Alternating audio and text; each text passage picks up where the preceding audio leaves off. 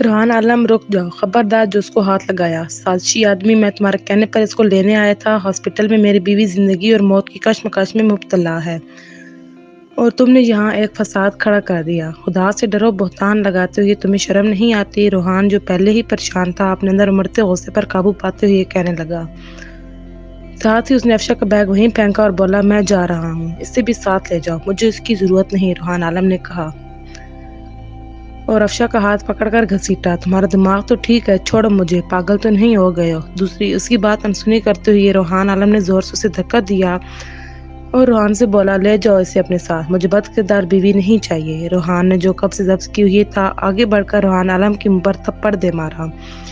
کچھ نہیں تو اپنی بیوی کی طبیعت کا احساس کر لو، ماں بننے والی ہے وہ۔ پہلے بھی تو میں اس گھر میں تمہاری غیر موجودگی میں آتا رہا ہوں، تب تو تمہیں کوئی اعتراض نہ تھا، آج کوئی نشہ کر لیا ہے جو بہک رہے ہو؟ پھر وہ افشا سے مخاطب ہوا، تم چلو میرے ساتھ، اس وقت اس سے کوئی بات کرنا فضول ہے، تمہیں یہاں چھوڑ گیا تو جانے یہ کیا حشر کرے گا تمہارا۔ میں کہیں نہیں جاؤں گی، افشا اٹل لہجے میں بولی، اس سے اپنا سر چکراتا ہوا محسوس ہو رہا تھا۔ ہاں ہاں جاؤ اپنے عاشق کے ساتھ، میری طرف سے تم فارغ ہو۔ قبل اس کے کہ روحان عالم کچھ مزید کہتا، روحان نے زمین پر رکھا بیگ اٹھا لیا۔ افشا آؤ، یہاں کھڑے ہو کر اپنا تماشا نہ بناؤ، روحان نے کہا تو کچھ کہے بغیر اس کے ساتھ بولی، یہ تو حد ہی ہو گئی، مجھے پتا ہوتا کہ روحان عالم کا شیطانی دماغ یہ منصوبہ بنائے بیٹھا ہے تو میں تمہیں وہاں نہ بھیجتی، میں تو اسے بہت شریف لڑکا سمجھتی تھی، بیچاری افشا کے ساتھ اس نے بہت برا کیا۔ صوفیہ بانو دل تھامے ہوئے بولے، ایک تو بہو کی موت کا غم جو دو بچیاں پیچھے چھوڑ کر چل بسی تھی، اوپر سے بھتیجی کی بربادی کا دکھ، خدا خدا کر کے تو گھر بسا تھا، سب کچھ اس کا بنا بنایا منصوبہ تھا، کاروبار کے بہانے اس کا گھر بیچ ڈالا اور طلاق بھی دے دی۔ افشا کو اس پر اتنا بھروسہ نہیں کرنا چاہیے تھا، کم از کم ہم سے تو مشورہ کرنا چاہیے تھا۔ اماں آپ بھی ٹینشن نہ لیں، بی پی شوٹ کر گیا تو مسئلہ ہو جائے گا، روحان نے انہیں دلاسا دیتے ہوئے کہا۔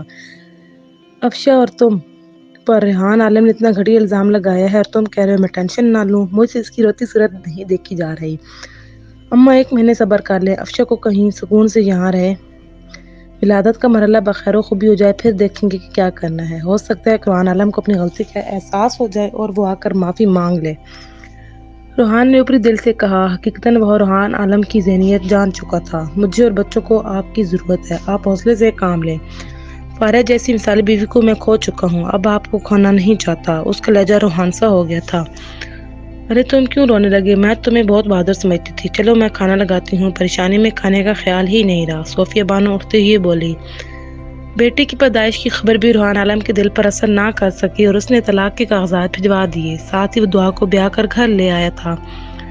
تب افشا نے فون پر اس کو بہت خوب باتیں سنائی اور رقم کی واپسی کا مطالبہ کیا۔ کون سی رقم؟ جو دکان میں نے لی تھی وہ چلی نہیں، میں نے اس کے مالک کے حوالے کر دی ہے۔ کئی مہینوں کا ادھار جو چڑھا ہوا تھا، جھوٹ کہہ رہے ہو تم نے کوئی دکان کرائے پر لی ہی نہیں تھی، تم تو وہاں نوکر تھے، میرے مکان کے پیسے واپس کرو، افشا غصے سے بولی۔ مکان کے پیسے تو ٹھکانے لگ چکے ہیں، تمہیں جو کرنا ہے کر لو، میں تم جیسی بے حیا عورت کے منہ نہیں لگنا چاہتا جو اپنے عاشق کے گھر میں پڑی ہوئی ہے۔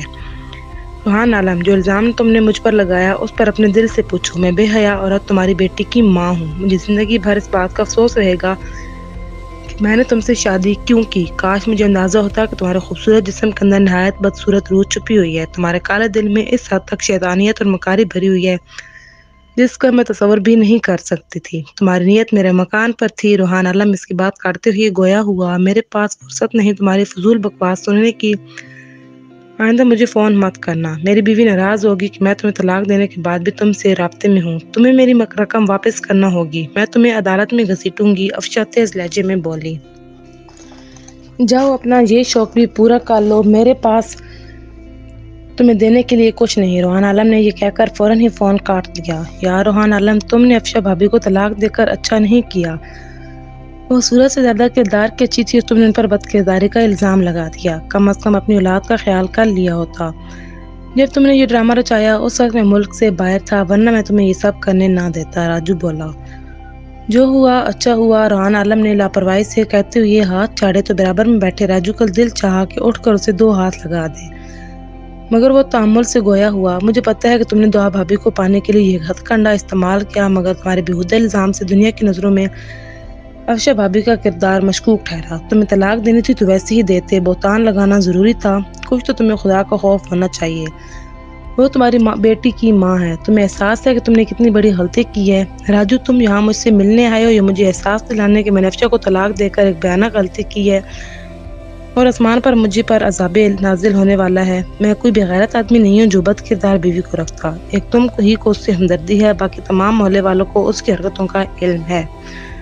شکر کرو میں نے اسے قتل نہیں کیا، روحان عالم نے ناخوشگوار لہجے میں کہا تو راجو نے اسے تعصب بھری نگاہوں سے دیکھا۔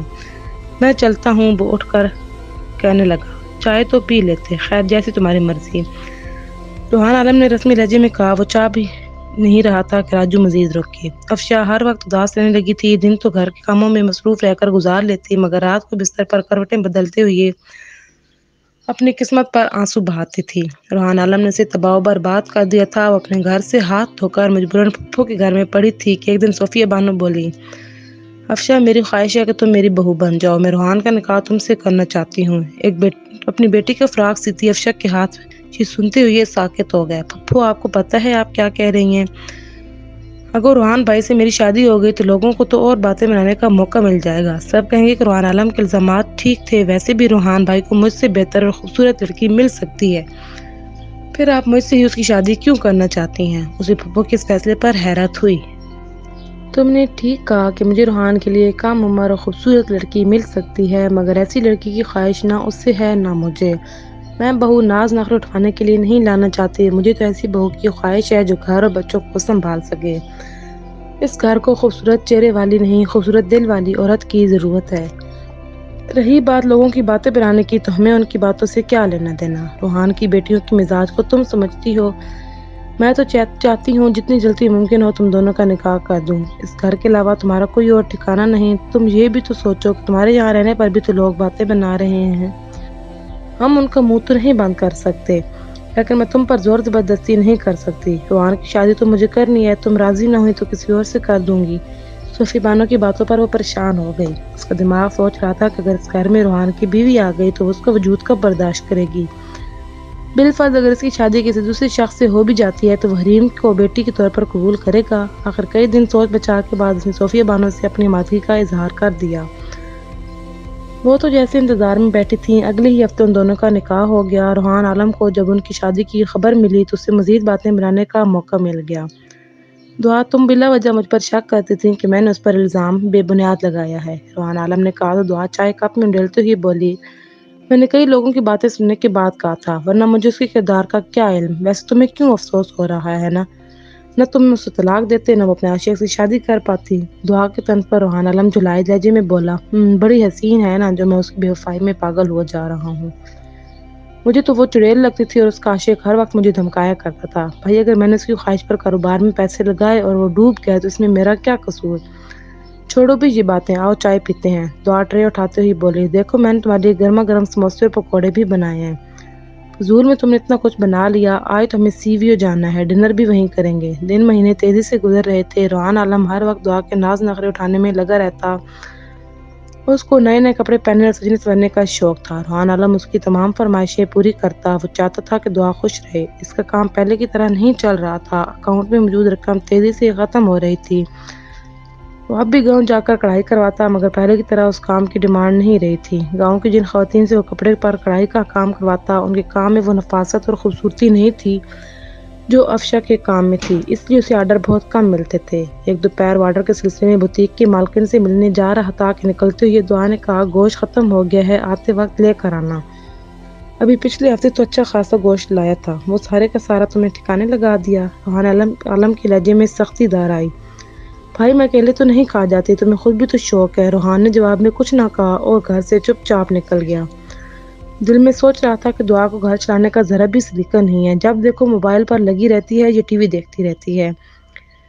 ایک ہفتہ آرڈر کے سلسلے میں گاؤں میں گزارنے کے بعد روحان عالم گھر پہنچا تو دعا نے اس کے لیے خاص اہتمام سے کھانا تیار کیا تھا۔ تم نے اتنا اہتمام کر لیا جبکہ کھانے والے ہم دونوں ہی ہیں، روحان عالم نے فرائی فش کے پیسز اپنی پلیٹ میں رکھتے ہوئے کہا۔ تو کیا ہوا، ایک ہفتے بعد تم لوٹے ہو، جانے وہاں ڈھنگ سے کچھ کھایا بھی ہوگا یا نہیں؟ وہ محبت سے بولی، گاؤں میں تو میرا زیادہ وقت بھاگتے دوڑتے گزرا، کئی نئے گھروں کی عورتوں کو آرڈر دیے ہیں، وہاں تھا کون جو میرے لیے اچھے اچھے کھانے بناتا؟ میں نے کہا تھا کہ تم بھی چلو، اپنے بابا سے مل لیتی۔ مجھے تو بس اپنے گھر میں رہنا اچھا لگتا ہے۔ رشیدہ ماسی رات تمہارے ساتھ رکی تھی، کوئی مسئلہ تو نہیں ہوا؟ کیسا مسئلہ؟ دعا مسکراتے ہوئے بولی۔ اسی لمحے جھاڑو لگاتی رشیدہ کے چہرے کا رنگ متغیر ہوا، لیکن وہ خاموشی سے اپنے کام میں مصروف رہی۔ مجھے بہت بڑے فیشن ڈیزائنر کے آرڈر ملے ہیں، ان کو اگر میرا کام پسند آ گیا تو آئندہ بھی بڑے آرڈر ملیں گے۔ وہ دن دور نہیں جب ہمارے حالات بہت بہتر ہو جائیں گے۔ دعا میں تمہارا کسی ووکیشنل سینٹر میں ایڈمیشن کرا دیتا ہوں، تم سلائی کڑھائی سیکھ لو گی تو۔ بس رہنے دو، مجھے کوئی شوق نہیں سلائی کڑھائی سیکھنے کا، مجھے نیند آ رہی ہے۔ دعا نے اس کی بات کاٹتے ہوئے دوسری جانب کروٹ لی۔ کومل، چھت پر بارش کا پانی جمع ہے، جا کر وائپر سے خشک کر دو، افشا نے روحان کی بڑی بیٹی کومل سے کہا، جو موبائل پر گیم کھیلنے میں مصروف تھی۔ آنٹی میں نہیں کر رہی، آپ خود جا کر کر لیں، وہ بس طور اسکرین پر نظریں جمائے بولی۔ تم صبح سے گیم کھیل رہی ہو، پڑھائی کا تمہیں ہوش نہیں، ایک کام کا وہ بھی نہیں ہو رہا۔ افشا کو ایک دم غصہ آ گیا۔ آپ کو میری یا نرمین کی پرواہ کرنے کی ضرورت نہیں، آپ تو چاہتی ہیں کہ میں اور نرمین آپ کی خدمتیں کرتی رہیں۔ صبح مجھ سے ناشتے کے برتن دھلوائے، اب کہہ رہی ہیں چھت پر وائپر کرو۔ ہمارے بابا نے آپ سے شادی اس لیے کی تھی کہ آپ ہماری خدمتیں کریں، یا تو معاملہ ہی الٹا ہے۔ کومل بدتمیزی سے بولی تو افشا خود ہی وائپر ہاتھ میں اٹھائے چھت پر چلی گئی۔ افشا۔ تھوڑی دیر بعد اسے روحان کی آواز سنائی دی، جو زینے کے نیچے کھڑا اسے آواز دے رہا تھا۔ وہ پانی نکال چکی تھی، فوراً سیڑھی اترنے لگی۔ جیسے ہی وہ نیچے پہنچی وہ اس سے مخاطب ہوا، تم نے کومل سے چھت سے پانی نکالنے کو کہا تھا؟ جی۔ وہ اس کے کڑے تیوروں کو دیکھ کر گھبرا سی گئی۔ کچھ عقل ہے تم میں؟ آس پڑوس کے لڑکے چھت پر جمع ہیں اور تم میری بیٹی کو اوپر بھیج رہی تھیں۔ پرسوں بھی وہ دونوں دکان پر چیزیں خرید رہی تھیں، جبکہ میں نے منع بھی کر رکھا ہے کہ نرمین اور کومل تنہا دکان پر نہیں جائیں گی۔ روحان، پرسوں وہ دونوں پھپھو سے اجازت لے کر دکان پر گئی تھیں۔ رہی بات چھت پر پہنچنے کی تو آس پڑوس کے لڑکے جس وقت بارش ہو رہی تھی اس وقت تھے، اب تو کوئی نہیں ہے۔ شٹ اپ، آئندہ تو میری بیٹیوں کا خیال نہ رکھا تو اس گھر سے چلتا کروں گا۔ اماں کہاں ہیں؟ وہ پوچھنے لگا۔ پھپھو تو آپ کے آفس جاتے ہی مامی کے گھر کی طرف چلی گئی ہیں۔ آپ کو انہوں نے بتایا نہیں تھا؟ نہیں، انہوں نے مجھے ذکر نہیں کیا تھا۔ اتنی برسات میں انہیں وہاں جانے کی کیا ضرورت تھی؟ گلیوں میں جگہ جگہ پانی جمع ہے، وہ بڑبڑایا۔